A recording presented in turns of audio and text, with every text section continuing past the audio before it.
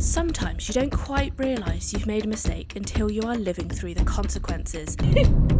I'm really scared. This, my friends, was one of those moments. Oh, I forgot to shake it. But it was too late. I'd already impulsively purchased my tickets, and with a very confusing cancellation policy, there was literally no getting out now. This is a tale of ups, downs, tears, a purple saviour called Fred, a scary hostage negotiator called Peter, and surprise visits to forbidden areas. This is the story of my interesting decision to go to a festival on my own. This was a bad time to be questioning whether this was a terrible decision, because only time would tell.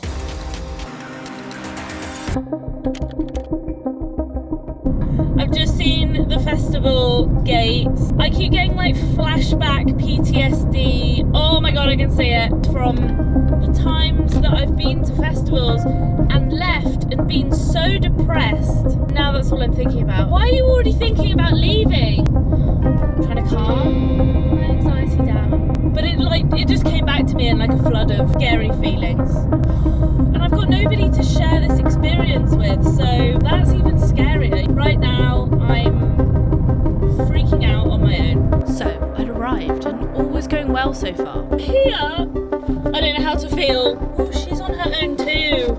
Baby, I found my new friend. The workers at the gate were super friendly. Thank you. Hi. Are you okay? This was seemingly a good start, but my luck was about to change. As I got ready at my tent, I met my neighbours, all of which knew I was alone, but probably in the weirdness of the situation didn't want to risk inviting a stranger out with them. Hello, new neighbours. Hello, you're alright. Alas, I was due to spend my first night at Boomtown alone. Until this happened. Yeah, true. That was actually the worst that I've been in a long time.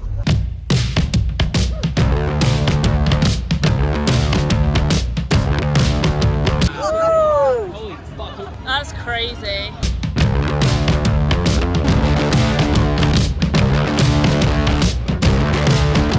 Whoa, we're skipping ahead a little bit here. We'll come back to them in a minute. Sadly, there was no Friday about this day. The morning was filled with alcohol-fueled anxiety, crying, and regret. I was ready to throw in the towel and go home, and the only way I could realistically get through this was to start drinking again. But I had severe reflux. I couldn't eat food, and I could barely drink water, let alone restart on the ciders again. I tried the omeprazole, and with only one Gaviscon left, I thought my luck was over. In one last-ditch attempt, I went to the festival shop, and by some miracle, they stocked the Holy Grail Gaviscon tablets, albeit at a hefty old price of £7. My reflux was instantly cured, and I was ready to start bevving again. This, however, did not cure my loneliness issue, but Boomtown had something in store for me just around the corner. Hello. How are you? Alright. Can I have a dog? I can make you a dog. It's probably the only animal I can make my dog. Oh, perfect. And thus begins a love story of a girl and her purple dog.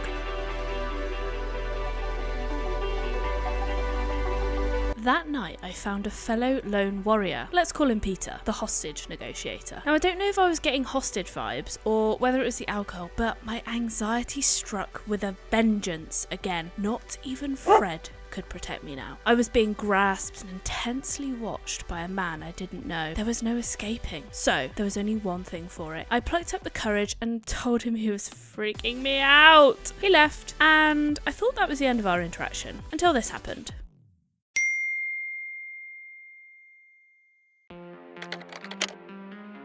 By this point, I was really figuring out how to festival alone. Before leaving, I downloaded loads of shows on Netflix. So, although I had nobody to chat with whilst getting ready, at least I felt like I had company. That evening, it was time for the big event because I was meeting up with the Australians again. Turned out that one of them was a DJ and was playing on one of the stages. I didn't have a backstage pass, but I was willing to try my luck. And as it turns out, getting backstage is very easy if you have enough confidence, because not only did I do this once, but twice. The second time, I made it into the crew bar on my own. I was starting to find some perks to being on my own, By Sunday I was pretty much ready to leave, but I'm so glad I didn't, because Chase and Status had replaced the Prodigy on the main stage, marking the 10-year anniversary since I saw them last at Reading Festival, at the ripe old age of 18. I've never been glad to leave a festival, but this one I definitely was. Turns out, although you get to do what you want, go to the toilet when you want, see who you want, meet loads of people, it's just not the same.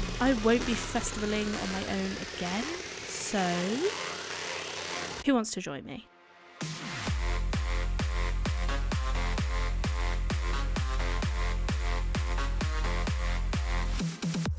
I just ate an abnormally large amount of food.